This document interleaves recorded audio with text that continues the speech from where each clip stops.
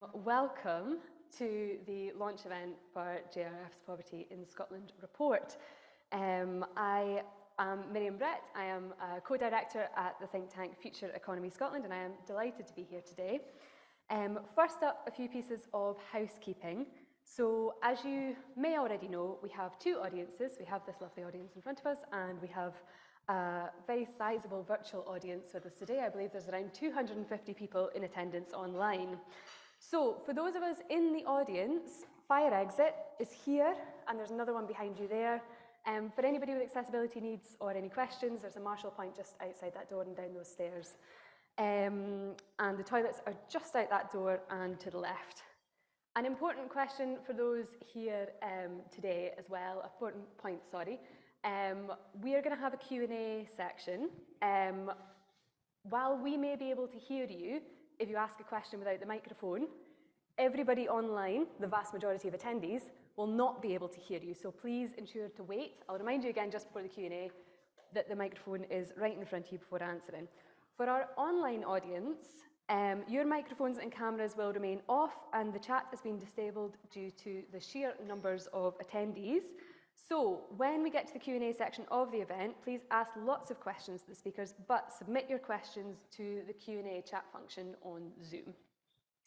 So we are here today to discuss the launch of JRF's Future Poverty in Scotland report, which this year focuses on work. And I'm just going to give some background context before we launch that discussion. This is a very timely discussion as our economy faces a series of stark and intertwined crises, from the legacy of the global financial crisis to the brutal austerity programme and the pandemic that exposed long-standing injustices embedded into the operations and ownership of our economy. The surge of inflation has further eroded living standards. It is sadly completely unsurprising that the cost of living crisis has disproportionately impacted low-income households, while those in the highest income brackets have been relatively and comparatively insulated. This is the context in which we are having this conversation, and as the cost of living crisis rages on, it is particularly apt that the focus of this report is on work. Consecutive waves of anti-trade union legislation has significantly weakened workers' rights, and today, despite recent wage growth, real wages in the UK remain below their 2008 levels, and for too many, work is precarious, it is low paid, it is exploitative, and it is a driver of poverty. This reinforces patterns of structural oppression designed into our economy, with groups like single parents, people from ethnic minority backgrounds, disabled people and women all much more likely to be subjected to low pay and in-work poverty. And it's important to note from the offset here as we launch in this discussion that there are a multitude of reasons why some people are not in paid work, from the demands of unpaid care work, ill health and disabilities. Everyone deserves a life of dignity, one that is free from economic scarcity. So today's report by JRF, the findings of which will be outlined very shortly, can and should be a wake-up call to governments and businesses to get serious about eradicating poverty, and key to this challenge is to fundamentally change the nature of work. So, what do the poverty statistics tell us about Scotland's trajectory? What impact is low-paid work having on households? What does a practical and implementation-ready policy roadmap look like to tackle poverty and ensure that work is meaningful, secure, well-paid, and accommodates, not obstructs, unpaid care work? These are just some of the types of questions we'll be exploring today. So before I kick off, I want to introduce our panellists, who you will hear from shortly. We have Laura Miller, the Strategic Manager at Fife Gingerbread, which is a grassroots family and children's charity. We have Tracy Gilbert, who is the Scottish Regional Secretary for USDA, the trade union of shop, distributive and allied workers. And we have Michael Cusack, the Head of Sustainability at ACS Clothing. And from JRF, our panel later will be joined by Chris Burt, who you will hear from shortly and is the Associate Director of JRF Scotland. And with that, I will hand over to Chris.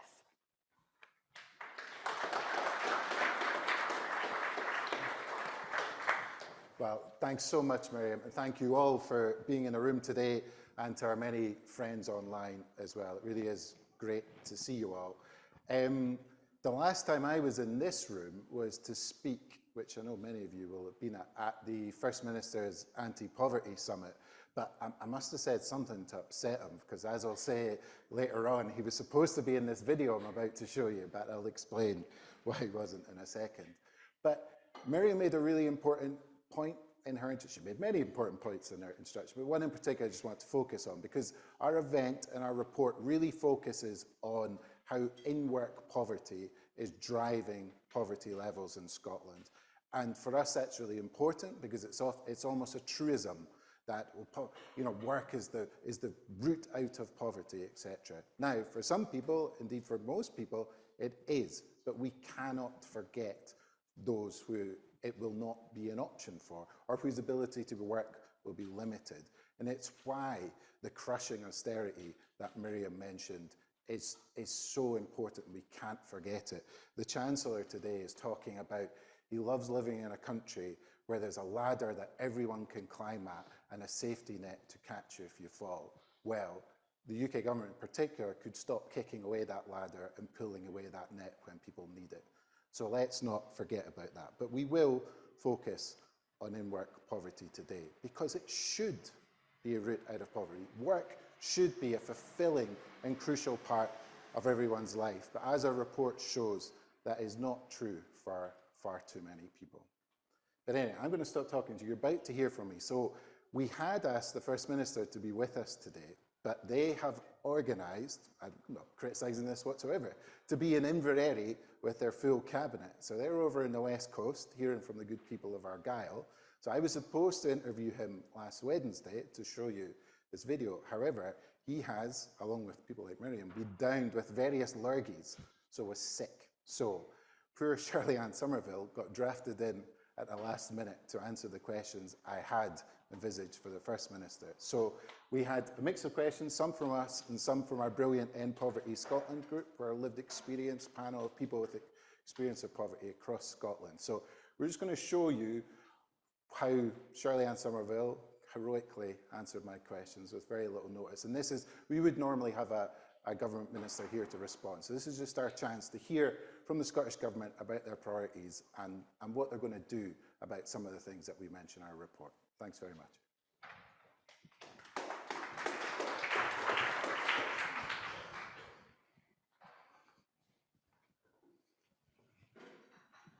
Report. And I know that you'd have loved to be with us in person, Cabinet Secretary, but luckily you're in Inverary with your Cabinet colleagues and meeting the good people of Argyll. So we wish you well with that.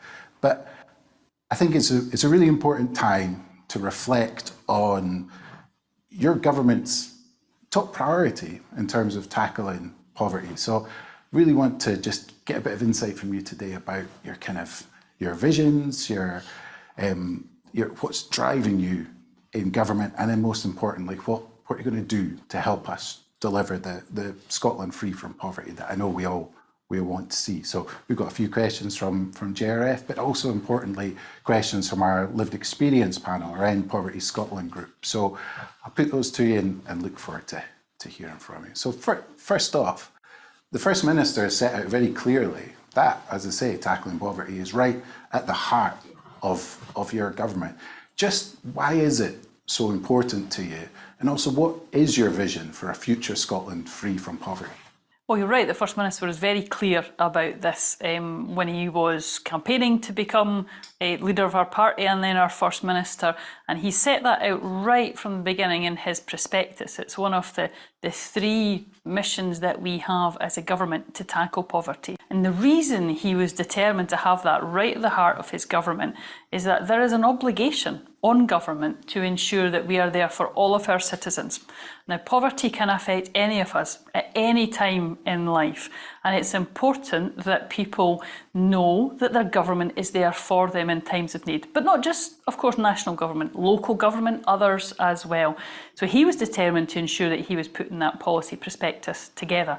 So we've of course got £3 billion being spent on programmes that will help protect people from some of the worst excesses of the cost of living crisis, because he knows, I know, that is making life exceptionally difficult for people right across the country, and it's our responsibility to do what we can to tackle that. This is also the first day of Challenge Poverty Week, and that means that there will be organisations, whether it's businesses, charities, the public sector uniting together to talk about what they can do to deliver that Scotland free from poverty. But what would your message be to all of those people coming together this week? Well, first of all, of course, yes, we're having this important week and it's right that we do so, but we have to be having these conversations every single week because we have that responsibility, not just in national government, but elsewhere as well. But to the Poverty Alliance for the work that they've done for starting off this project some years ago now, to everybody else who is now involved, it is such an important time to ensure that you're challenging ourselves, challenging each other to do what we can, and making sure that there's no stone left unturned on this. Now, I think the government has a good record in doing what we can. We're seeing some of the benefits from some of that work. Modelling showing about 90,000 children that are not in poverty because of the work that the Scottish Government has done. But we all know that there's more to do. I see that in my constituency mailbag when I'm meeting people. You know that as a government minister. We all see that in every single community. We see it in our own communities. So what can we do more? And how can we challenge ourselves to work together, work collaboratively? Because it's not just going to be solved by the Scottish Government. I take my responsibility exceptionally seriously. And I know from every single time I've spoken to the First Minister, particularly from getting this job, that he feels that responsibility too. But there is a big responsibility also on local government, on businesses, to make sure that we're all playing our part. And I think this week is a good way of us just having that focus once again on something which is affecting, as I say, every single community in Scotland. So every single organisation needs to be thinking about what they can do about it. Yeah, and obviously during this week, it's impossible to talk about poverty at the moment without reflecting on the deep struggles that households across Scotland face. Many of the organisations who will be coming together this week, like the individuals they help, are stretched to absolute breaking point. Decades of austerity, the COVID-19 pandemic, and then this harsh spike in inflation really has stretched people to absolute breaking point. So what can your government do to help people in this coming winter? Well, one of the first things that the First Minister did when he came into office was obviously ensure that he tripled the fuel insecurity fund, because we did recognise right at the start that this was a really big issue for people, particularly going into winter. There's also obviously the wider projects that we've done, and I'm exceptionally proud of the work that I did in a previous post when we were just starting to talk about the Scottish Child Payment, and we were getting pushed to do Give Me Five campaigners we're talking about, and now we've got a Scottish Child Payment that's now at £25 per week per edible child. That is making a difference for people, and it is important that we all also take the opportunity to encourage those to check to see if they're eligible, because we still know that there's families out there that aren't going for the Scottish Child Payment when they are eligible. So that's a big responsibility on us too. So some of the examples of what we're doing already, I hope demonstrates how seriously the government, how seriously the First Minister and I take this issue. But we know there is more to do. Now, there's part of me, of course, is exceptionally frustrated. I watch nearly £150 million coming out of Scottish Government budgets to mitigate against some of the worst of the welfare policies coming from the UK government. I'm sure we could all think of ways that I can spend that money, and I know I can, to be doing anti-poverty measures or to do preventative spend in health, on transport, things that again can make a real difference. But it's important that we do that at this time until changes can hopefully be made down south. But, and this is the frustration of it, while we are in the situation that we're in, with the budgets that we do have, the limited powers that we do have, we've just got to try and make the most of that and to push ourselves to continue to do more. One of the examples of that, the day that we're holding this interview, is a fantastic meeting we had earlier on in minimum income guarantee. That's really trying to see how far we can push what we can do in Scotland to be innovative, to be quite daring, quite bold, but something that we can hopefully do within the powers that we have. So just to reflect on the report that we are publishing as we're showing this video, one of the focuses this year is on in-work poverty. As you've already mentioned, the Scottish Government has taken action in the social security sphere, which we know and we hope is going to lift lots of families out of poverty. But one of the most shocking findings that we've got in our report is that of the people locked in low pay, so getting paid below the real living wage, persistently over time, over 70% of them are women. So what can the Scottish Government do to work with businesses and other employers to end this gross unfairness within our labour market that we know is causing poverty? Well, this is such a stark example that's been shown in some of this research about how particular members of our society are impacted by poverty more. Women is one group. We know that we've got many disabled people who are also facing extreme poverty, large families and so on. So we know there's got to be work to do on all of those areas. Some of the statistics on the working poor are quite frankly appalling.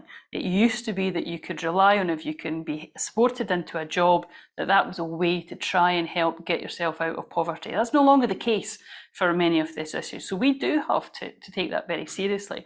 Some of the examples of what we've done just very recently within the programme for government, I hope demonstrates what we're trying to do in that area. So for example, the First Minister's announcements to increase the pay for those in adult social care to £12 per hour, and also for those working in early learning. Now we know for both of those sectors, those are sectors that a vast majority of those workers are women. And for far too long, we've had a society where the jobs that women would stereotypically hold have been undervalued, and they have got poorer rates of pay, and yet they do some of the most important jobs in our society, and that needs to be recognised. That caring needs to be recognised more, but that has to be through pay.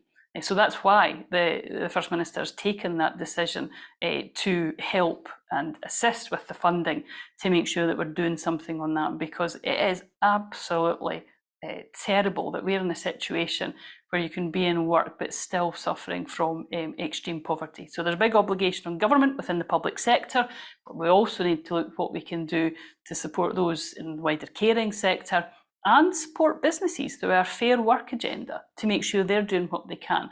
Now, that's good for the employee, but it also is good for the employer. It's good for businesses to have a Fair Work agenda where they can support their employees. And I think that's the right thing to grow our economy, which again will help us to be able to tackle poverty. So that's the last question from us. I've got a couple more questions, which, as I say, come from our lived experience panel, End Poverty Scotland group. And they're a group of people from across Scotland who've experienced poverty.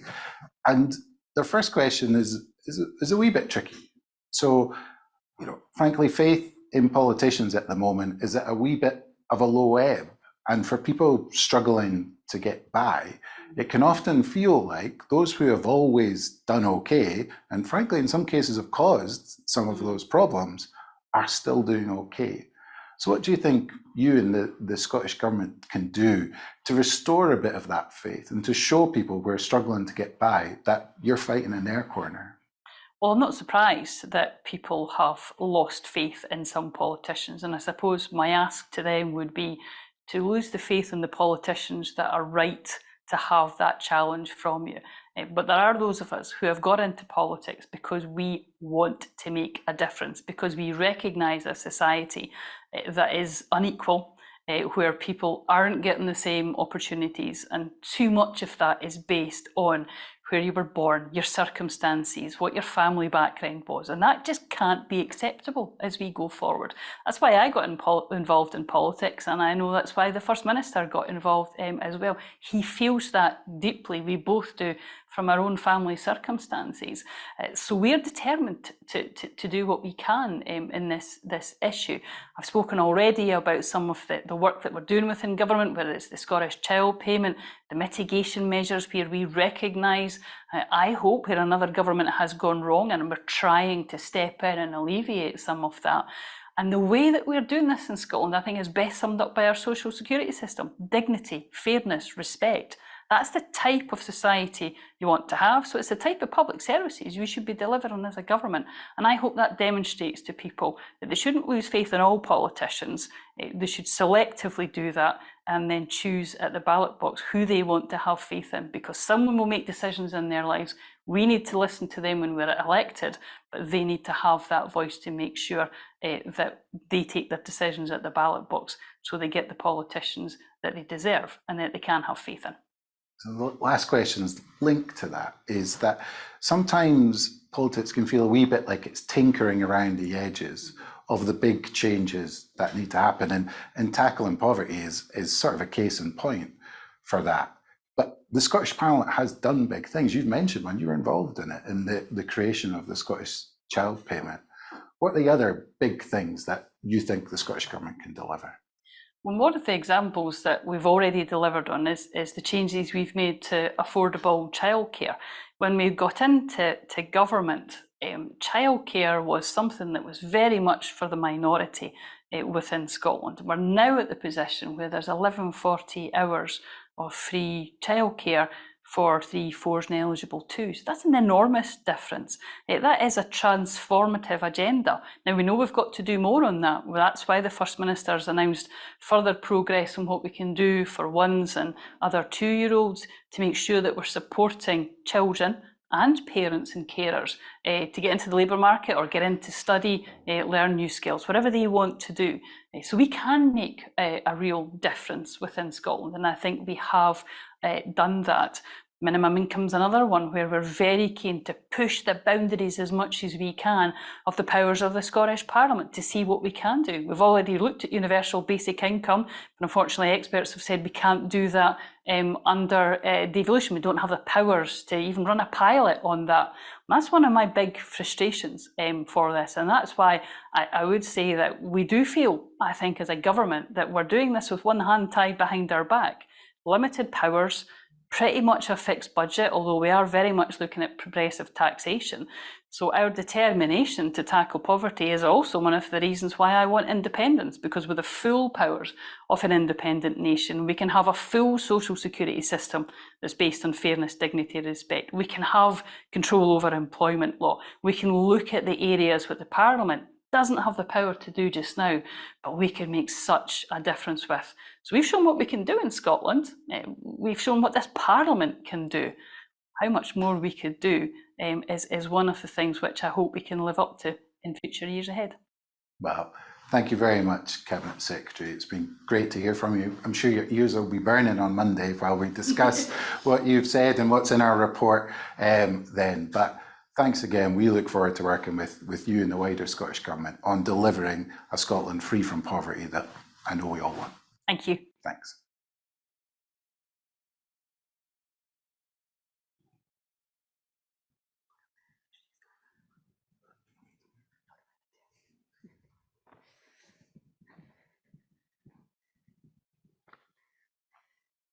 Brilliant. I think that gave us a lot of food for thought to kick off today's discussions. So, as mentioned, we're here for the launch of the Poverty in Scotland report, and to present on the report findings, we have 2 of JRF's staff members. So I'm just going to introduce Carla Sabula, a senior analyst who supports the JRF Scotland team to understand the scale and depth of poverty in Scotland. And joining her is Jack Evans, a senior policy advisor at JRF Scotland, whose research includes in-work poverty, employer practice change and procurement. So welcome, Jack and Carla.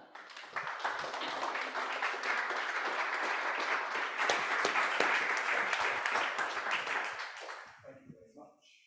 Is my microphone on? Can you hear me okay? Great. Thank you so much for coming today to the launch of Poverty in Scotland 2023. I do encourage you all to go read the report. It contains and goes back to our reporting of child poverty index that was absolute last year. But as we just talked about this morning, the main focus is on in-work poverty, and today we're going to just come back and delve into some of that. So why focus on in-work poverty? The focus, approach and recommendations of this year's report were again driven by the insights of our End Poverty Scotland group, a group of 9 people from across Scotland who experienced poverty. Our conversations with the group over the last 5 months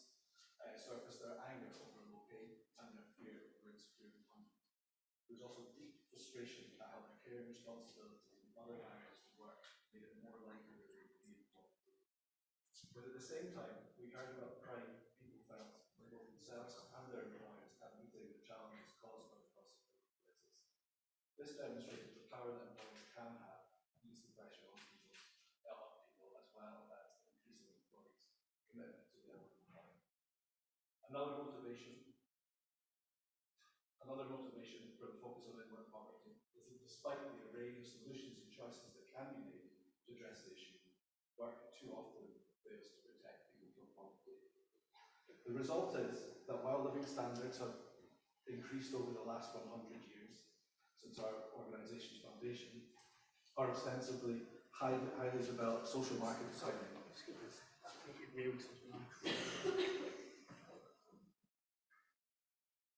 Hello? Great. Sorry about that.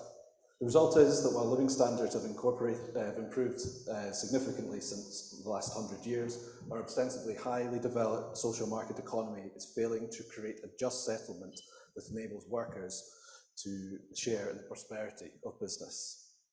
In the last 30 years, this failure can be seen clearly in the line of this pink dashed line on the chart. The steady rise shows the growth in the proportion of people in poverty that have someone in work in their households. When campaigners say that work is no longer a route out of poverty, it is this line that is in their heads. The analysis of this trend and these trends and the experience of people in low-paid work combine to create a powerful argument for evidence for the need for a fundamental rethink of the labour market. Like poverty, the labour market is not random, it is designed. And the current design has inbuilt acceptance of growing in-work poverty in specific industries and entrenched inequalities for many women, disabled people, and people from minority ethnic communities. Too often, attempts to change these outcomes focus on perceived deficits in individuals. We've repeatedly called for deficit approaches to improving labour market participation to be gotten rid of, and we see the current employability offer in Scotland failing to deliver for priority families. This report bolsters our findings in previous work that support is far too heavily concentrated on the inflows into the labour market to the exclusion of good quality work, addressing outflows and progression, thus ignoring some of the most key relationships between poverty and the labour market. As always, the labour market is evolving. Employment trends are driven by a wide range of factors, such as technology, skills, public health, and consumer habits. But we are also seeing new trends in participation emerge after COVID-19 and new issues in demand since Brexit. What remains unchanged is that for too many, work does not provide a sustainable route out of poverty, and barriers to work or decent income from it remain steadfast for the very people and communities that are supposedly priorities for government action. Employment does not exist in a vacuum, and reversing the trend in in-work poverty also requires the end to the pernicious withering of social security, as well as a reduction of costs such as housing. Our report looks closely at the costs argument. For example, the report shows that over 100,000 families are in in-work poverty due to their housing costs alone.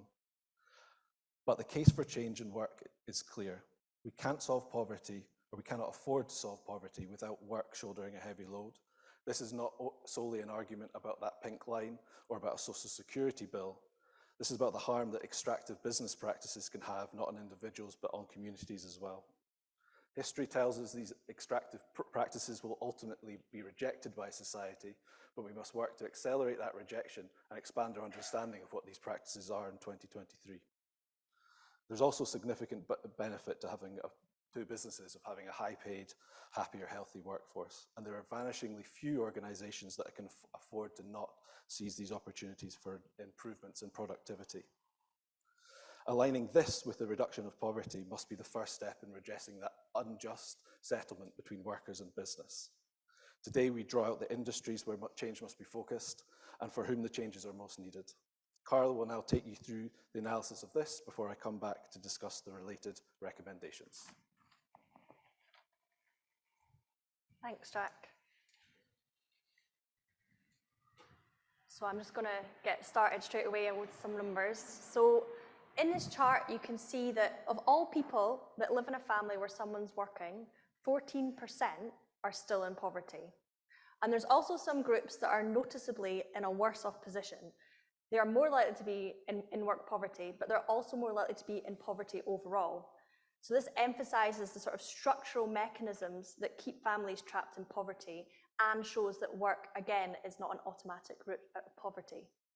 We found that 1 in 5 people in working families where someone is disabled, 1 in 4 people in working single parent families, and 1 in 4 people in working families with 3 or more children remained in poverty. The greatest risk is seen for working minority ethnic families, where 2 in 5 people remain trapped in poverty even when someone is working. Now, it's slightly harder to measure in-work poverty by gender and age because people tend to live in mixed households. But we do know that people in single adult families headed by women are at a greater risk of in-work poverty than single adult households headed by men. So it's 15% for households headed by men and 20% for households headed by women. I'm now going to talk in a bit more depth about some of these groups, about the challenges and barriers they have within the labour market. These are groups that experience structural barriers that are often ignored within mainstream policy making, and they require targeted support to remove these barriers and improve their labour market outcomes.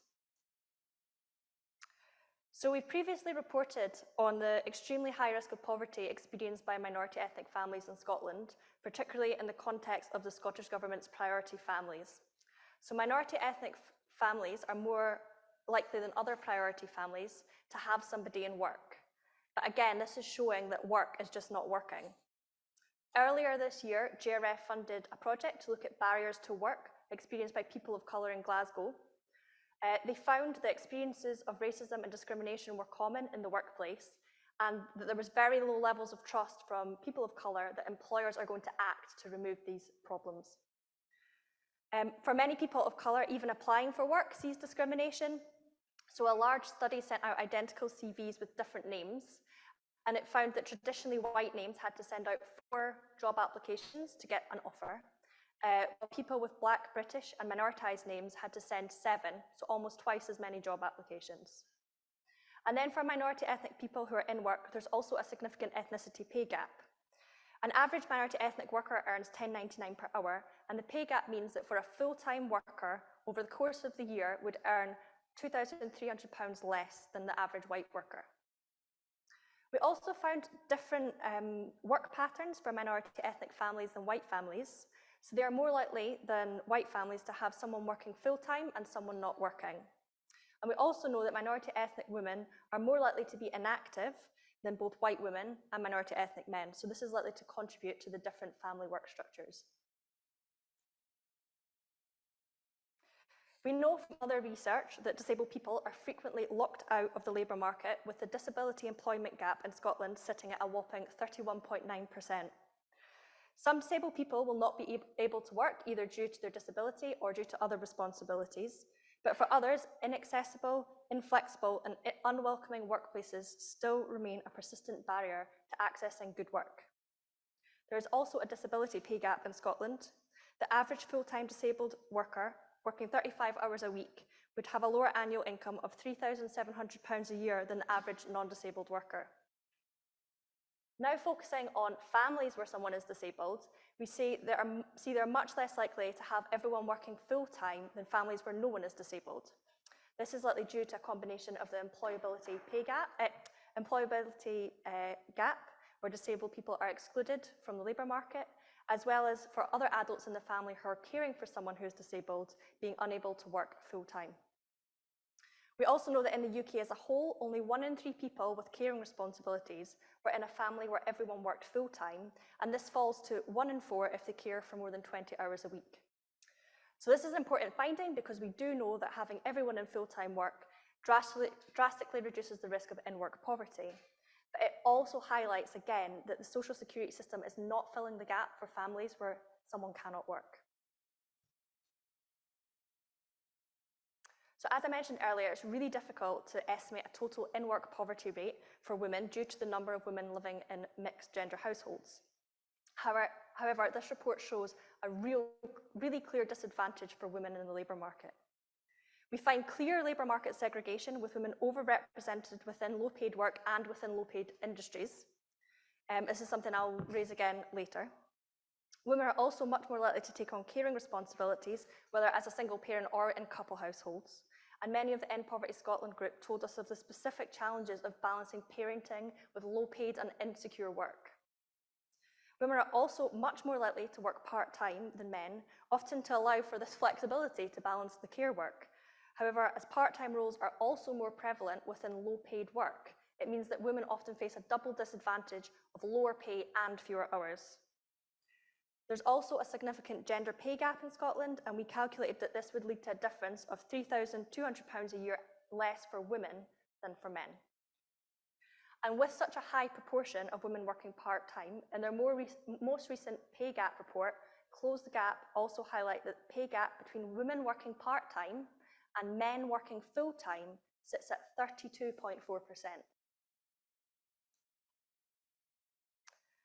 So in this work, we've also identified 5 high priority industries where workers contribute to high rates of in-work poverty in Scotland. I'm going to take you through a few slides just to explain how we worked this out and sort of showed this relationship between industries and in-work poverty. So in this slide, you can see that there's 4 workers along the bottom and their families are sitting up along the top. They all work in the same industry. In this industry, 1 in the 4 workers are in poverty. So that would give the poverty rate of 25%. However, we felt that this didn't show the real relationship between work and poverty in Scotland. We wanted to look at the broader relationship. So we actually thought about workers and their families. So in this image, you now see that of all people where someone in their family works in this industry, 30% are in poverty. So using this method, we have looked at workers and their families, and we see that manufacturing and agricultural, forestry and fishing had the highest in-work poverty rates in 2018 to 21. The reason we've presented 2 sets of figures is just due to sample sizes and data quality. On the other hand, we also saw some areas where there was quite low poverty risk in comparison to the average. So for example, financial services, public sector, education and real estate. However, some of the sectors where there was the highest risk of in-work poverty are really small, so they don't contribute to a huge number of people that are actually experiencing in-work poverty. So when we were identifying our high priority industries, we also looked at the proportion of people in-work poverty where 1 or more people worked in one of those industries. So some of the high priority industries also have a high risk of in-work poverty. However, some of them actually have a much lower risk. For example, health and social work had an in-work poverty risk of 10%, but 20% of all people in in-work poverty have 1 or more person in their family working in health and social work. We found that nearly 3 in 4 people in Scotland that are experiencing in-work poverty had 1 or more people in one of these 5 high priority industries. So they cover a huge number of people. We also found that there were very different drivers and priorities for change across the 5 high priority industries. In general, pay was a problem across all of them. However, over half of workers in retail and hospitality were low paid, meaning they were paid less than the real living wage at the time they were interviewed. Underemployment and part-time work were prevalent in hospitality, retail, and administrative and support services. 1 in 5 workers in hospitality were on insecure contracts, and it was only manufacturing where we saw low levels of this type of contract. And across the board, women were generally overrepresented, and in all of the sectors, we found that women were overrepresented within low-paid work. So Jack is later on going to talk a bit about some of the solutions that are dedicated to these 5 high priority industries. I'm also going to dig in a little bit more to the 2 drivers that we focus on the most, pay and hours. Across all the high priority industries, low pay was a concern, particularly in low paid work, in the fact that low paid workers were sort of exposed to other drivers of in-work poverty, so they were more at risk of them as well. We discussed structural issues such as the very low rates of pay for young workers on the national minimum wage. So we show that 16 and 17-year-olds earn less than half of the real living wage. And here we have Alex from the End Poverty Scotland group highlighting how workers get trapped in low pay due to progression issues, but also structural problems within the labour market. We also did some further analysis looking at people getting trapped in low pay. The narrative is sometimes that people sort of start out their careers in low pay and quickly move out of it. And our work shows that this is very much not the case. We found that workers who were employed for 5 consecutive years, 1 in 10 of them are trapped in low pay. And just 6% moved completely out of low pay into pay above the real living wage. And when we look at people who are trapped in low pay further, we found that 7 in 10 of them were women. As I mentioned earlier, understanding the in-work poverty rate for women is challenging, but this really shows that women experience some of the worst aspects of our labour market. In addition to this, we found that half of people in persistent low pay also were working part-time, and we found that people who started the 5-year period as carers, who were disabled, worked part-time, or were in single adult households, either with or without children, were at greater risk of being trapped in low pay. And finally, we found that 8 in 10 people who are trapped in low pay began the 5-year period in one of the high priority industries. So it's not something people are escaping. And it's also important, again, to emphasize that good work goes beyond increasing pay. The hours of work and work intensity in families also plays a big role in reducing the risk of poverty. So we know that 6% of people in families where everyone's working full-time are in in-work poverty, compared to 35% of people in families that only have part-time work. And while some families will only want part-time work and they can't work full-time, there remain 1 in 10 workers in Scotland that are underemployed, meaning that they'd like to work more hours than they currently have. Insecure work is also prevalent within the high priority industries, and the use of insecure contracts such as 0 hours contracts have been growing in Scotland. So I'm now going to hand back to Jack, who's going to go through the recommendations from the report, or some of the recommendations from the report. The recommendations in this report are extensive, and this is in part a reflection of the challenge that is often levelled at reports like this about stopping and describing the problem. Should be on. There we go. So reports like this often get accused about describing the problem too much or marvelling at the problem. So we wanted this report to embolden decision makers to move forward in delivery of the areas we highlight, which is why there's about 15 pages worth of recommendations. But their length is also a reflection of the need for multiple endeavours often needed to happen at the same time with a degree of coordination. I tried to codify some of these roles that the big players have. They're not set in stone, but they are helpful. We have the UK government as setting a floor, employers embracing their kind of ability to act quickly ahead of legislation to make a big impact, and the Scottish government uses extensive powers to pull every lever at its disposal to tackle in-work poverty. So I'm just going to go over a couple of each main player's recommendations. So starting at the Scottish government, we know that over the last 10 years, the Fair Work policy agenda has made some welcome interventions.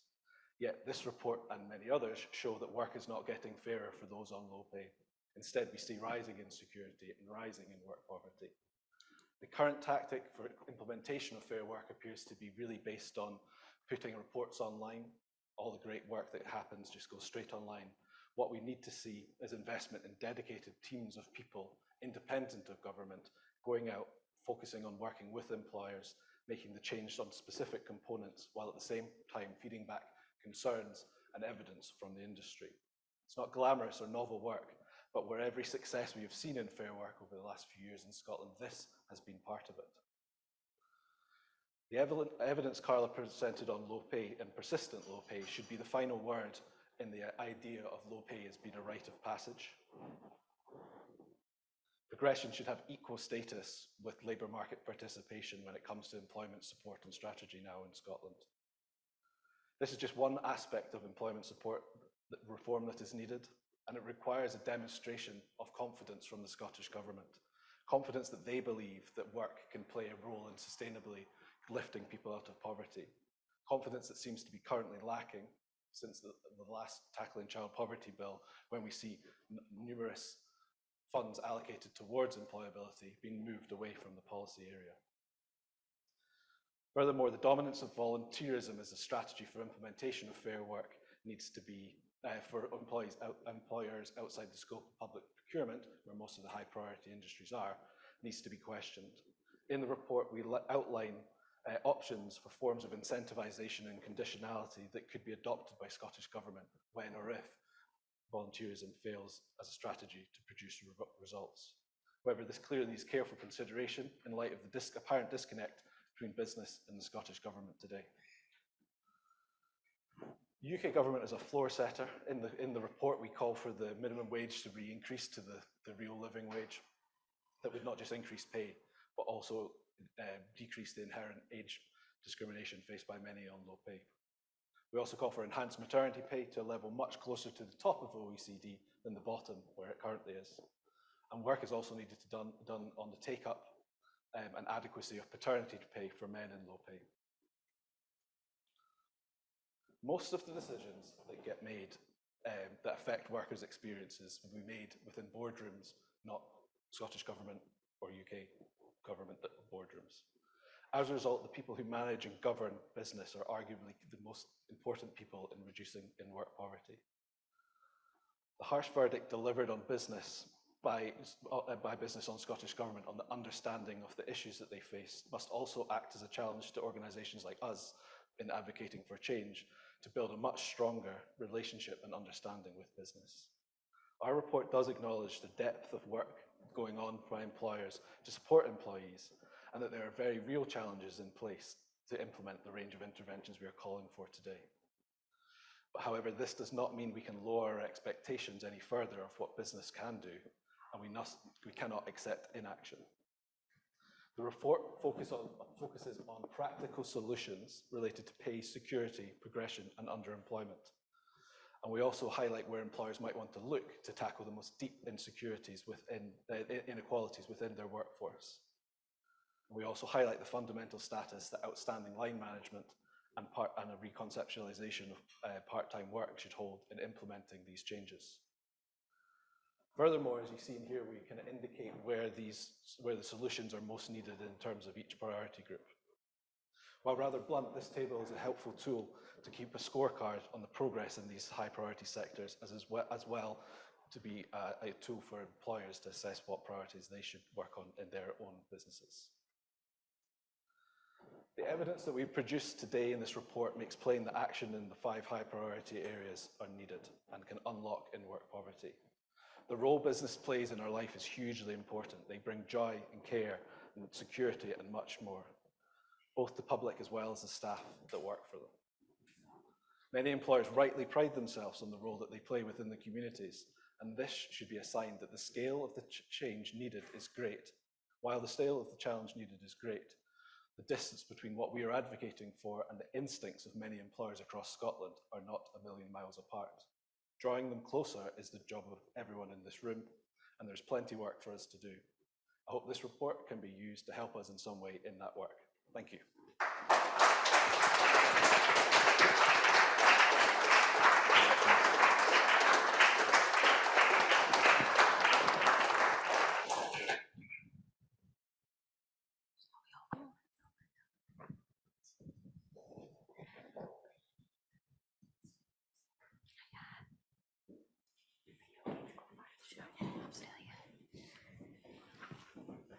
Fantastic. Well, thank you so much, Carla and Jack, I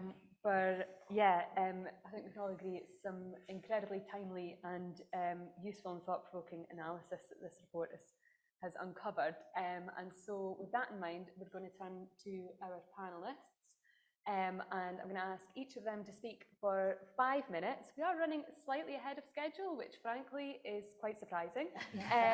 But we'll give you around 5 minutes each. And then what we're going to do after that is open the floor for a Q&A discussion.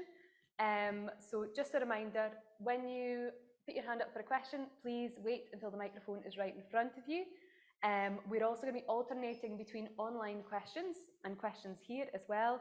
So keep your patience in mind if you're waiting to answer one. We will get around to everyone. We've got plenty of time. So I'm going to actually turn to Tracy first. So please take it away.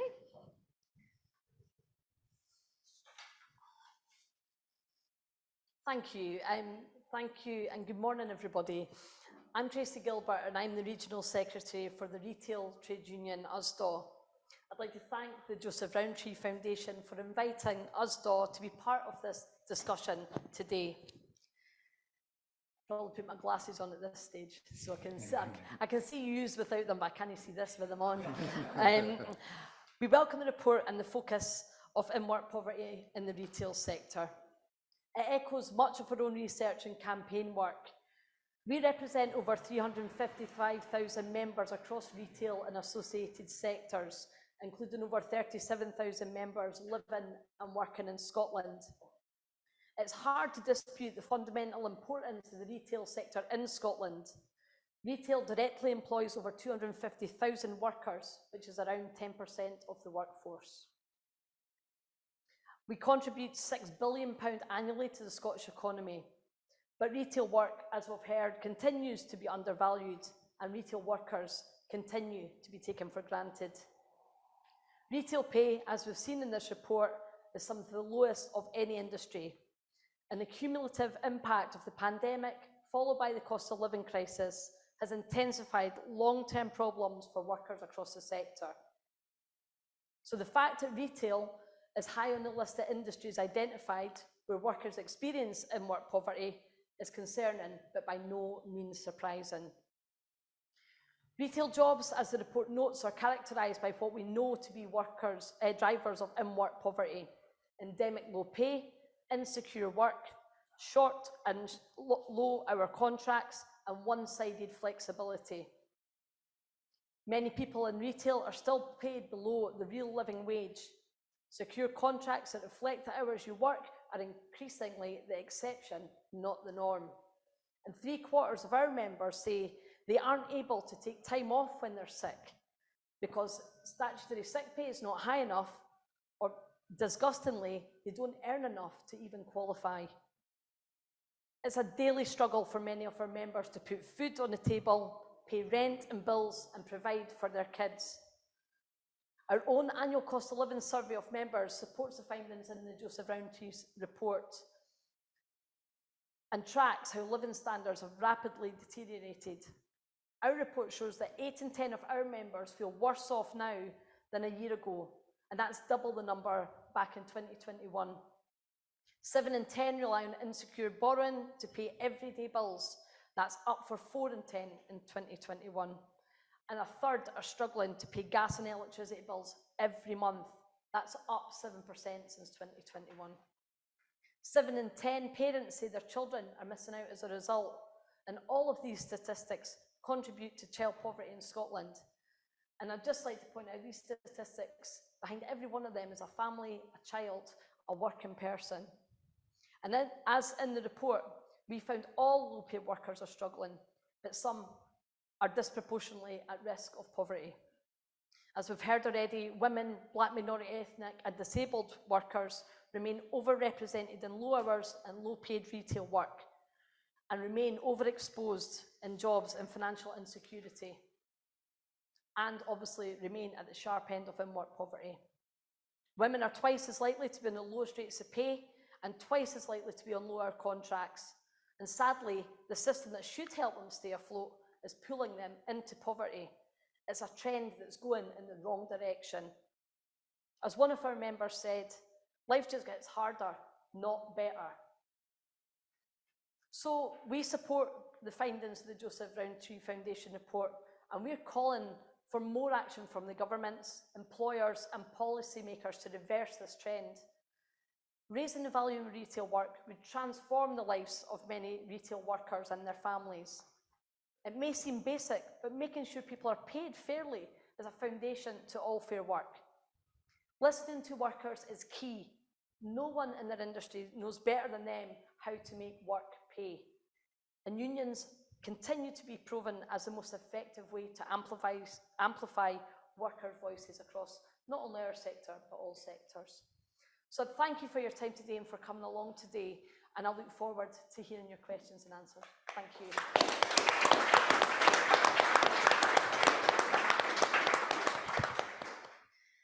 Thank you so much for that. That certainly set out the scale of the challenge, and I think really highlighted just how devastating the cost of living crisis has been for so many workers across Scotland. I'm now going to turn to Michael for some introductory remarks. use the podium or sit here, whichever you prefer. Hi, my name's Michael Cusack. I work for a company in North Lanarkshire, a circular fashion hub, and we provide rental services. We rent out clothes. We started in Highland Wear way back in the 1990s. We also provide resale, so we take in used clothes, we refurbish them, we prolong the life of them. We've moved into women's wear, women's formal and informal wear. We also provide services around baby wear. You can rent baby wear. We do children's wear, we do outdoor wear like salopettes, and we're moving into things now like life jackets. So we're actually using our circular operation to actually recycle life jackets from, actually the Dover crossing. So we're actually get asylum seekers when they come over, we're actually recycling them and stopping them being incinerated. We're also looking at the recycling of shoes as well. We're also looking at neoprene. And a model I'm now looking at is a rental of school wear. So what we're trying to do is prolong the life of garments. And what we're trying to do is reduce the impact on the environment from the consumption of raw materials. We as a business, we consider ourselves a business with purpose. And what we're trying to do is make a bigger impact in society. And one of the things that disheartens us is poverty, because there shouldn't really be, for a civilized society, why is there such a level of poverty? And the thing about it is, why is it getting so much worse? And these things worry us, and as a business, we're trying to say, well, we're paying the real living wage, what more can we do? Well, we're doing real living hours, and we've been doing this for a while, but we're trying to look at other ways that we can actually impact and reduce the hardship in people. So we look at things like, so we say, well, we're an expanding business. We've grown from 60 people in 2020 at the start of the pandemic, which was really harsh for us, because you can imagine there was no clothes being rented. So we've actually expanded now to 190 people. How did we expand? Well, instead of just doing a traditional model of recruitment, what we're doing is looking at those most disadvantaged in society, people with disabilities. And we became a disability confident leader, and we're proud of that. We do a lot with the disabled communities, and we're learning a lot from it. The other thing as well that we've been looking at is, and we'll learn, is the plight of people, refugees, New Scots, in the fact of the hardship, as you saw with the stats, of them getting employment. 10% of our workforce are actually from the refugee community. 15% of our workforce are from the disabled community. They're helping our business grow. Now, how we're doing that as well is that what we're trying to do with the staff is give them, to help them get out of poverty and help them create better futures for themselves, is through development, through helping them with learning and development. So what we do is that we actually do schemes like modern apprenticeships. And again, being a small business, I'm very proud of the fact that we actually have 18 modern apprentices right now. We've got 3 graduate apprentices. We do foundation apprentices. We do internships. These are things that help people grow within the business. We're not just employing people, we're developing people. The other thing as well that a lot of people forget about is the whole person and helping the whole person develop. So what we look at as well is mental health. We have 16 mental health first aiders, because the thing about, whether we like it or not, there are mental health issues happening in society that has an impact on poverty. Now, the other thing as well is that I'm not proud of the fact we want to pay people more, we want to employ people more. There are limitations in the market. We're up against fast fashion. And if you guys want to see the abuses that happen, just have a look at some of the fast fashion companies and how they exploit societies out with Scotland, out with the UK.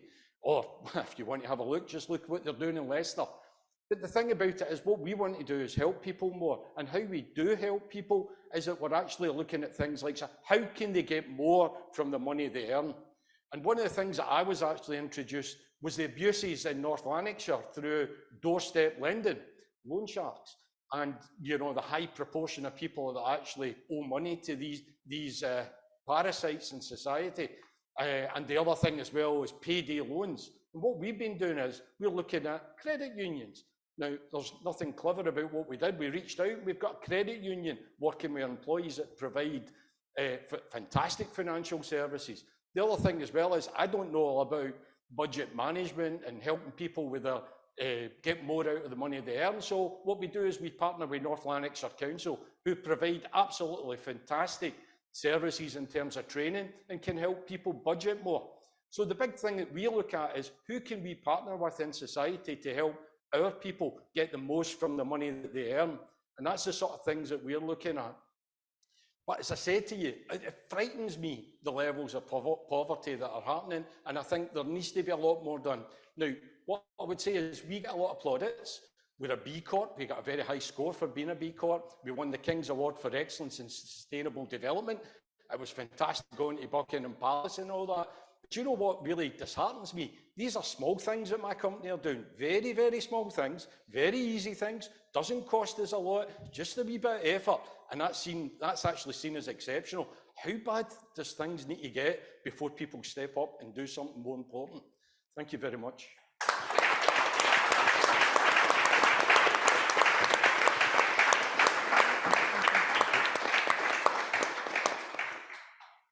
Brilliant. It's very heartening to hear of the exception to the rule, as you state there, but of action and purpose-driven employment and values-led employment. And I think something that really sung out to me there was the kind of interlocking nature between your values of sustainability and a fair work agenda, and how that tackles injustices and inequalities in the labour market as one. As you said, that's the exception to the rule just now, and you're up against in this sector that of fast fashion. So really, how do we make this type of employment the norm? Because it should be, and it can be actually, with pretty simple policy levers at hand. So without further ado, I'll hand over to Laura, our final panelist speaker. Hi everyone, I feel like a bit like a fish out of water here because I'm Laura, I work for Fife Gingerbread. We're a wee children and families charity just in the Fife area, so bear with me, I'm not natural public speaker material. So thank you very much for having us here and creating the opportunity for us to share what we're doing at Fife Gingerbread. So just for those that don't know, we're a wee children and families charity. We work with about 700 or 800 families every year in Fife. 90% of those families are lone parents, and we did a wee survey recently and it showed that 3 out of 4 of the families that we're engaging with are surviving below low income thresholds. I think that probably tells you everything you need to know about the families that we're working with. So there are loads of responses in the organisation, short term and long term, to mitigate the impact of poverty and to improve the lives of the kids that are growing up in those households. But the one that we've invested quite a significant amount of time and energy and resource is work. So we really believe at Fife Gingerbread that work has the potential to make a much greater contribution to reducing child poverty. But I will caveat this with saying that, and I think this has been talked about today, is that it's really important we don't oversimplify this to being just about getting parents jobs, because if we do, we're creating all those risks that we've heard about. I remember in an organisation, I won't name it, I heard a phrase ABC, any job, better job, career, and it just made my heart sink that if the best we can do for families is any job, then we are completely complicit in everything that we're hearing about today, and we must do better for those kids growing up in their households to enable them to be a really important and feel valued in their own communities, and that's what it's all about for us. So I'm going to share a little bit about what we're doing at Fife Gingerbread, specifically around employability and then around work, which I hope is helpful. So in terms of employability, all of our projects are centred around progression and whatever that means to the person and the parent that's sitting in front of us. But we do have a project that is specifically funded through the employability pathway in Fife. So it's making it work for lone parents. It does what it says in the tin. We work with lone parents on their journey towards employment, whether that takes 6 months, 2 years, 5 years, however that looks for that person. And this year that project celebrated its 10th birthday, which was really nice to see. So it's a really embedded and important part of the employability landscape in Fife, which I'm really proud of. So it's a specialist lone parent service. We've been really stubborn and we've stayed specialist. And I think that's really important and valuable, because what that means is we really understand the complex barriers and the needs and intersectional nature of all the challenges that lone parent families face as a really important group in tackling child poverty. And we really see our role as supporting parents on their journey. So I think with employability funding, often the way the funding's structured, we're sort of rushing people towards this destination that we have in mind, which is a job for them, and actually really resist the temptation to do that, and we really centre ourselves in being a person-centred, holistic, whole family approach service. And I think that specialism allows us to do that. I observe a lot of universal employability provision, but I'm a really firm advocate that we need to see much more specialist support and specialist expertise like what we're doing at Fife Gingerbread. I think if we really want to shift the dial on child poverty, we need to be unapologetically targeted in what we're doing and where it's most needed, and move away from that universal approach where we're like, fingers crossed, something will trickle down and help the key child poverty groups. We know who they are. So I think my ask in terms of employability is that we are targeted, we are specialist, and we are person-led in what we're doing. So moving on to work. So entering the labour market for lone parents is really challenging. It's challenging for lots of people, but we know it's really hard for lone parents. So as an organisation, our board were really brave. We invested, we created a new initiative. We called it Lone Parents Poverty and Work.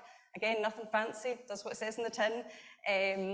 And we created a really new initiative. And what we did was we employed a full-time member of staff to start to look at how we engage with employers slightly differently and how we shift that conversation.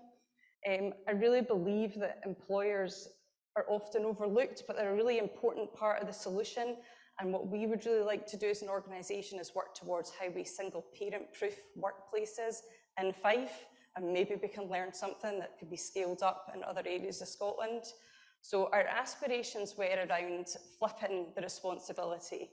So often with recruitment and employability, the responsibility is on you as a lone parent. You need to be more skilled, you need to be more flexible, you need to be more ready to start work. But actually, what if we asked workplaces to be more skilled? What if we asked you to be more ready to support lone parents in your workplace and more flexible in your approach? And our hopes are that we can support employers in Fife to be part of that solution and realise that child poverty is a challenge that belongs to us all. It's not a challenge that is for councils and governments and wee charities like us to solve. It's something that we need everyone to be a part of to really change that trajectory.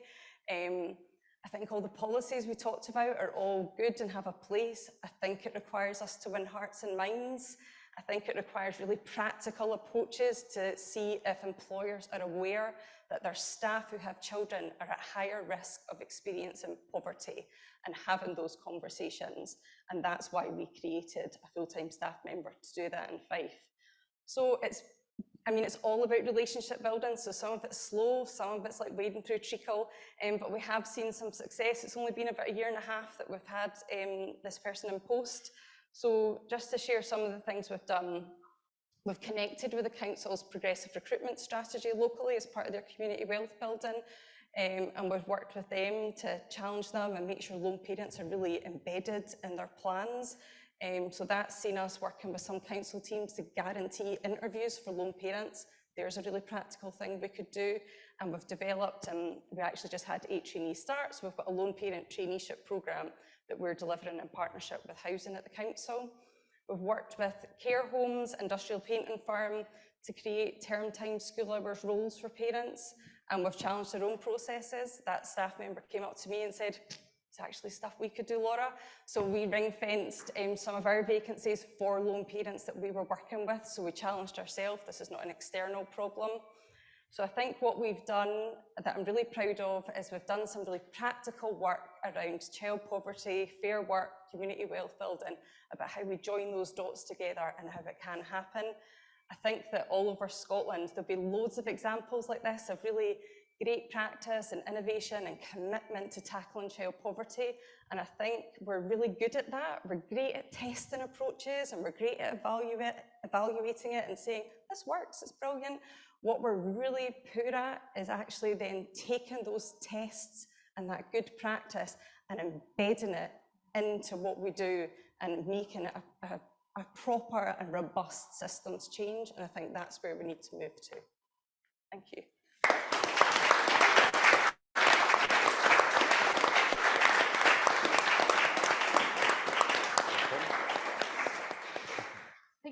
head us a bit there when you described yourself as a fish out of water. That was brilliant. Have my notes. No, that was absolutely fantastic. And just sings through how valuable targeted specialist support clearly is and the impact that that can have. And one thing that stuck out there to me was that the onus is so often, as you said, on those who have been pushed into and subjected to poverty by employers, by policy failure, by so many of these things, and yet the onus is often on them to try and adapt. How do you adapt these circumstances you should never have been in the first place? So it's just really, really refreshing to hear of this, and so interesting as well. I'll pick your brains about this after this, to hear about it in action in community wealth building locally as well, how that's being embedded. As you say, we need robust systems change approaches to this, and how that's being embedded at a local level, how that can be scaled as well. So brilliant. I think this has been a fantastic range of speakers to hear from someone on the ground delivering services, to hear from trade union perspective and employer perspective as well. I think it tees us up really nicely for our Q&A. So with that in mind, I might initiate the Q&A. Do we have our roaming mics? We've got them at the back. Fantastic. Excellent. And we've got those questions online. Excellent. Great. So I like to hear. Okay, fantastic. So we'll maybe kick off from one question in the audience first. Oh, hand up.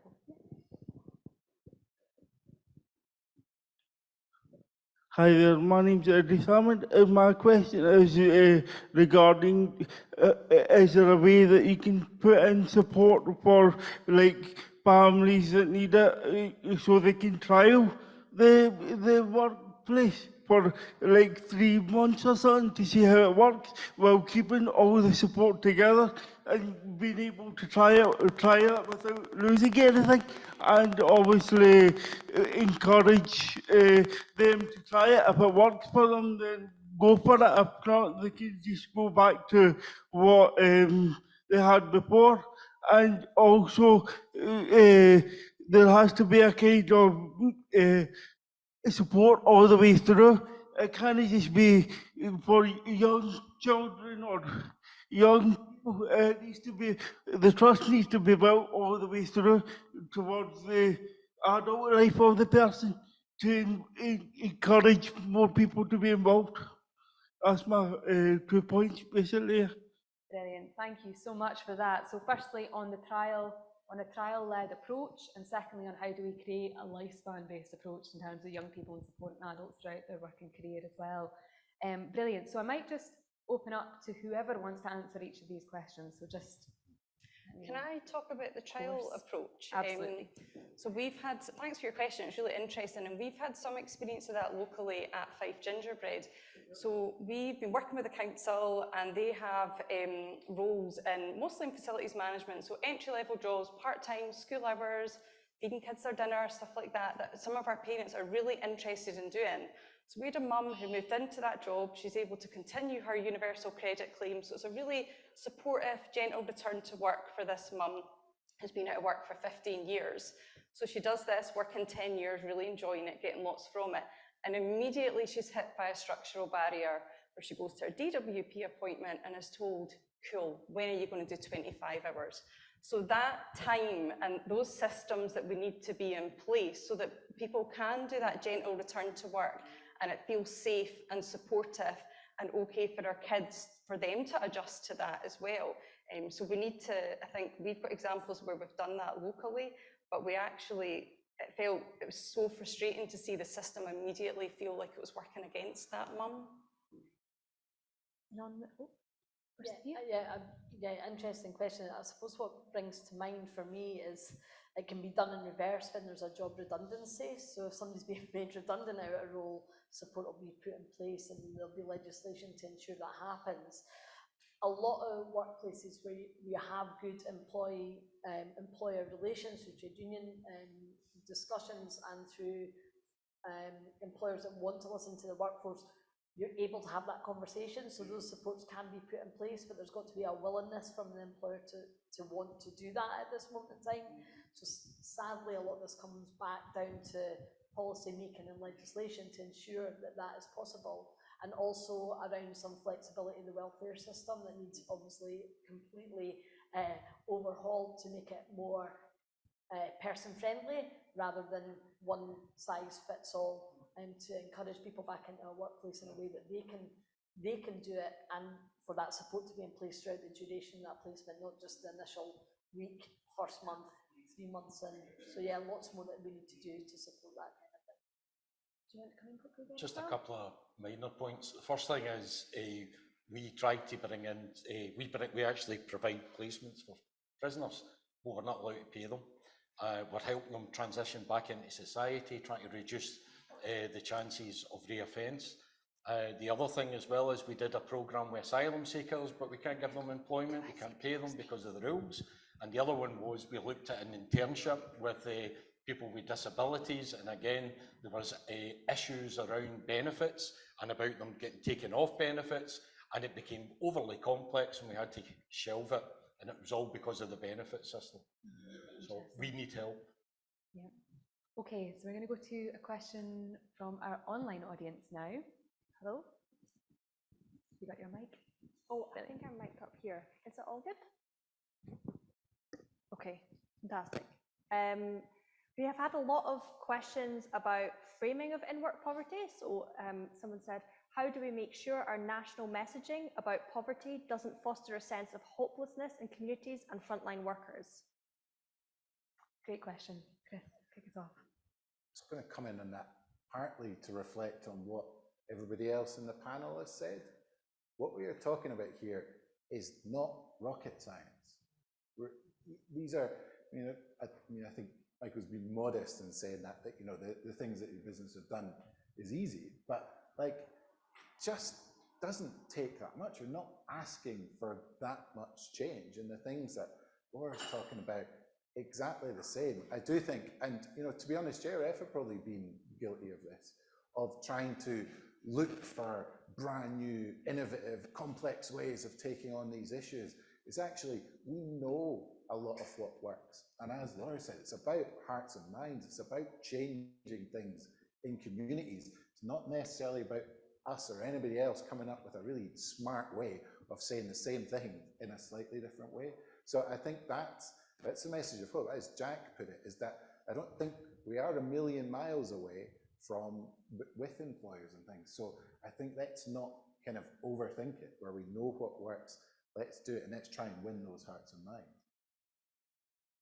Does anybody else want to come back to that question? I suppose there's just one thing I think of when we're working with employers. Good employers will want to deliver. They might not always be able to afford to deliver those immediate improvements, but if there's a commitment for them to at least accept that the problem exists, that helps the discussions to then take place and the good policy to be made. I think some of the frustrations, certainly within the private sector where I mainly work, is that there's a perception that that's not our business, that's somebody else's business, it's not us that are reflected in that figures, that's a bad employer. But actually it's about all businesses taking responsibility and doing the small things that will add up to be big things overall. It's a really important point. Also one of my personal pet peeves when we speak about, and I'm sure I've been guilty of this in the past as well, the business community. That's a very big group you're talking about there actually. That's all of the third voluntary private sector, and within that you've got a range of different employers and levels of support for the type of economy that we can and need to see. Brilliant. Okay, so we'll take another question from the floor now. Hand up here. Hi, the report obviously covers underemployment and insecure contracts in a fair bit of depth. So I thought I have a question for those who've authored the report, which is, do you think there's a place in a just society for gig work? Great question. I mean, I think it's gone from something which people sort of stereotypically would have thought as, oh, it's for a student, if you can do this gig work here and there, and it's a good way of getting an extra bit of income. But that it's become so endemic within different industries, is I don't I don't think it can be acceptable. I mean, looking at Jack, who you've worked in this space for a long time, what are your thoughts? My answer probably relates to how we frame these issues about the positive choice that you make. If you just look at the living wage and zero-hour contracts separately, you see over the past years the coverage of living wage increasing significantly. And I believe that is because there's been a positive message about what to do for employees. It's not don't pay the minimum wage, it is pay the living wage and here's the evidence. At the same time, the advice to employers is don't use zero-hour contracts with no kind of response of what you should do. And we've seen the coverage of zero-hour contracts increase. So in answer to what should happen with gig work, I think, well, it employs a significant proportion of people that we are currently talking about here, particularly in the minority ethnic communities within Glasgow.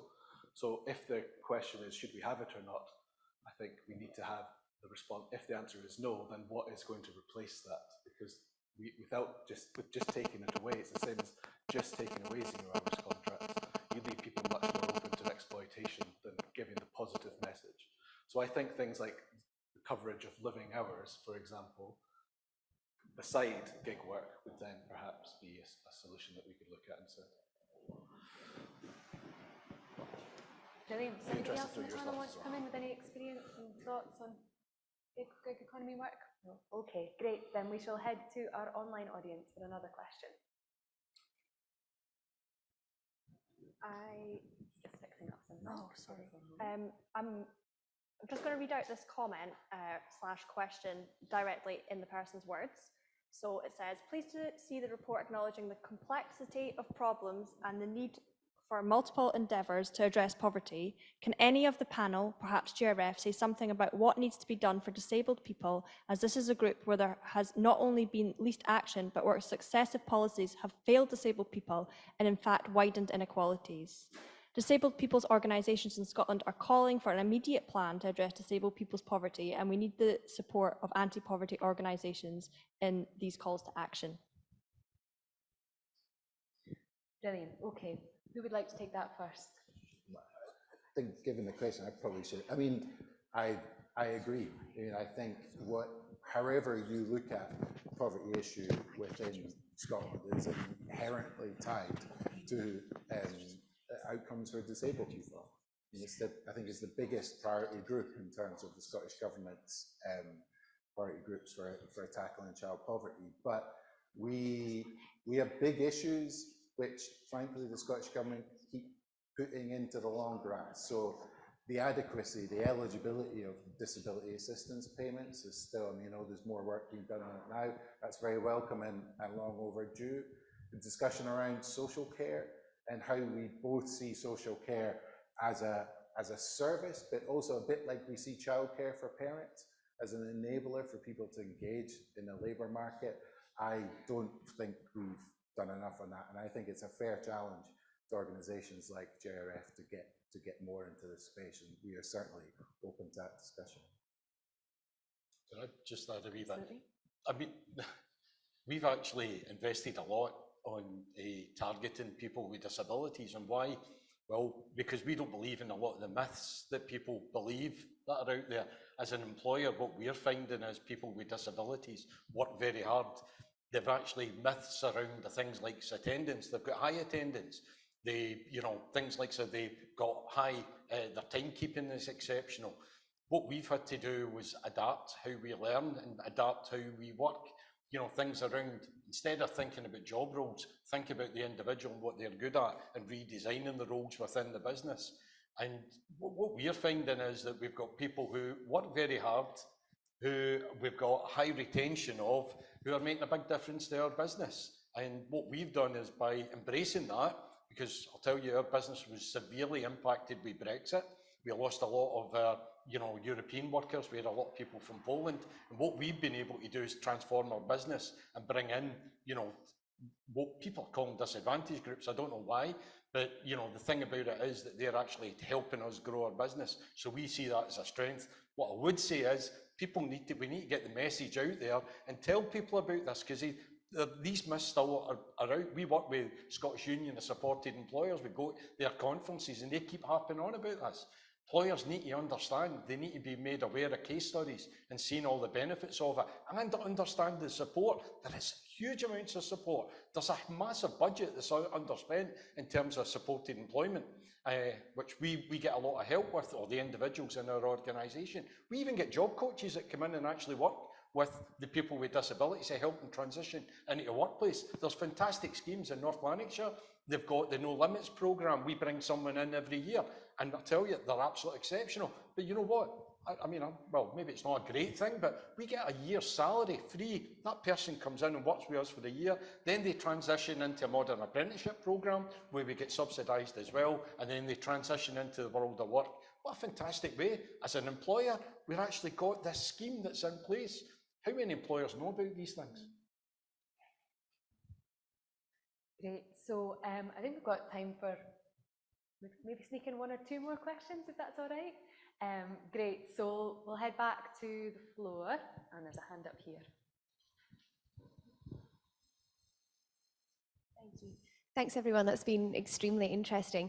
I'm going to become everything I hate and ask 2 questions, if that's okay. The first question is, one of the bullet points on Jack's slides were about the just transition. I wondered on the reflection for the drive for green jobs, how the panel would feel that the issues that we've heard today around poverty and also structural inequality have been embedded into that drive for green jobs. And then maybe for Tracy and Michael, something that I'm interested in is, within low-paid sectors like retail, we often do hear that one of the barriers to fair work is this perceived idea of competitive disadvantage, and Michael, you spoke about that as well. I wonder how you think we can overcome that. Is it about conditionality? Is it about incentives? And how we get that balance right with that so-called carrot and stick approach? Thank you. Luckily, there were 2 really good questions. So we'll firstly take the one on just transition. Would anyone on the panel like to answer that one first of all? Well, just quickly, just to reflect on a report that University of Strathclyde did for us a couple of weeks ago, because I think that's Ruth. I couldn't actually guess it. Like, there's obviously a lot of noise at the moment about kind of rowing back from net zero commitments on behalf of low-income households, and I think there's obviously a certain disingenuousness about that. But I think one of the things that we wanted to look at in that report is that, yes, there are opportunities within green jobs and new industries, etc., for people to get new skills and hopefully get better paid jobs. But most people don't work in oil and gas now. Most people don't fit gas boilers. Most people are not going to become heat pump engineers. So I think as we are going inevitably through a transition in our economy to net zero, we need to think how we use this catalyst for change to transform low-paid work as a whole, and that's the thing I think we need to be concentrating on. It's all the stuff we have in the report. So in us looking at that, it's to broaden the lens of what the net zero transition is. It's not just about everyone working on wind farms, which I think we've kind of simplified it down to, which I think is kind of reductive and harmful. I would say the jobs in our company are all green jobs. They're all about circular operations. They're all about elimination of raw material. It's all about reducing consumption. And that's what we're all about. The social impact goes hand in hand with that. If you look at the impact, I mean, I keep going on about fast fashion, but it really is horrific. I don't think people realise just the impact in, you know, the low-cost regions, they call them, where they're exploiting not just communities, but the environment as well. And what we're trying to do is reverse that. What we're trying to do is to help the people within our organisation. But we need a lot. We need legislation. We need help. And one of the things we've been doing for the last 4 years is actually trying to lobby the UK government to actually help out people who are working in sustainable fashion products and services, and trying to eliminate VAT, so to make us more competitive and make it a level playing field. Because how can we compete where companies or organisations, brands and retailers are exploiting, you know, communities and exploiting the environment, and we're not? How can we compete with that? And we need to grow, and as we grow, we employ people into our company and we look after them. Whereas these other organisations, how much do they really care? So what I would say is we need governments to step up and help us out. The other thing as well is we need investment. We need investment in companies that are actually trying to do the right thing. And there's just not enough investment. Just to let you know, just a small thing. We're in touch, we work with a lot of Swedish organisations. 2 Swedish organisations got 50 million euros to buy a paper mill so that they can process cotton, recycle cotton. I mean, the whole of the fashion industry in the UK, there's a £20 million budget for everything. I mean, that's the level of investment in the UK, and that's everything to do with fashion, not just sustainable fashion. Brilliant. So that actually brings us nicely on to the competitive advantage question. So I'll hand over to Tracy to talk through. I'll try and come in on those questions. Oh, sorry, That's sorry. okay, no problem. I think the first question in terms of just transition, I think we need a little bit of long-term planning and strategy. I mean, we've got good examples of industries that have disappeared. Coal mining, for example, and we all know what happened with those jobs and industries and communities that were left behind because of that. A similar thing will happen with gas, and we need to be thinking, should have been thinking a few decades ago about how this isn't a new issue. We should have been thinking about how we're going to transition those jobs and create well-paid, meaningful jobs. That needs a lot of jigsawing different things. So schools need to be looking at those jobs just now. Apprenticeships need to be looking at those jobs just now. University degrees need to be looking at those jobs now, not only for the green industries that we were talking about and renewables, but also about industries that are going to disappear. So I think about forward planning and people working together will help some of that, but we need to start to not firefight these issues, but actually have a long-term strategy. I think partly governments would be better at having long-term plans that are separate to party political plans, so that we can sort of underpin some of these issues regardless of governments, so that we do have a strategy. There's opportunities that I think that we also miss. So even where we have party policies like to scrap Trident, for example, that community are always going to want Trident there because it delivers jobs. So we need to be afraid in a different economy for people there. So whether that be engineering jobs to look at green economy, whether that be building wind farm technologies, all these jobs can be replaced. We just need to encourage people into wanting to work for one industry and having that movement into the next. On the other point that you were saying about levers and how we deliver fair work, it's a complicated question, but probably similar solutions to it, that we need to have a bit of long-term strategy within that as well. At the moment, obviously in the public sector, it's a little bit easier to use levers and to have some conditionality. In the private sector, it's not so much though, but I think we need to be more creative about how we can impact that change. So where we can do things. So, for example, in local government, there's planning applications for buying land if a new retailer's opening, or if a new hospitality pub, restaurant, whatever is opening. When we're selling off land and places to people, then we need to be asking those questions. Will you encourage collective bargaining? Will you encourage trade union activity? Will you encourage now, whether that's conditionality or not, we can be asking those questions very early on and making sure we get the right people buying into our communities, buying into being part of the picture and the solution. It's not just landing on the public sector that way. So I think we need to be a bit creative about what we can do and make sure those conversations are had and that business gets that message. Brilliant. Conscious that we've run a few minutes over. Do we have time for one more, or should we wrap up? We don't have time for any more questions, but there is a lot in the chat. So if anyone wants to follow up, please email us at scotlandteam@jrf.org.uk. We now have our own email. Okay, great. And that was at scotlandteam@jrf.org.uk. Okay, fantastic. Thanks so much. Okay, so that takes us to a close there. I just want to start by saying a huge thank you to JRF, the whole team that have worked on this report, and all the team involved in today's event. A particular thanks to Chris, Jack and Carla for their contributions to the panel and presentations. Many thanks also to Cabinet Secretary Shirley-Ann Somerville for the Q&A. Thank you, of course, to our panellists, to Laura, to Tracy and to Michael. And thank you as well to all of the venue staff for their catering and putting us up. And last but by no means least, thank you to the audience, both in person and online, for some fantastic questions and contributions. There's now going to be some opportunity for networking and refreshments, so please do dive in and enjoy that. Just to note that the report is launched at the start of Challenge Poverty Week, and there is going to be a series of events throughout the week, so please keep an eye out for them, engage with them, attend them if you can.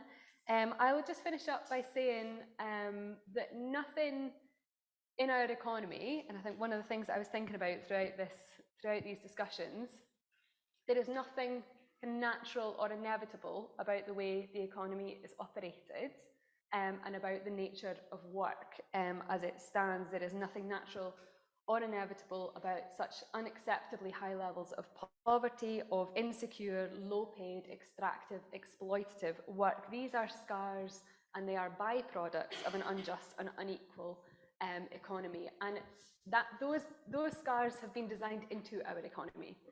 And that means we can design them out of it.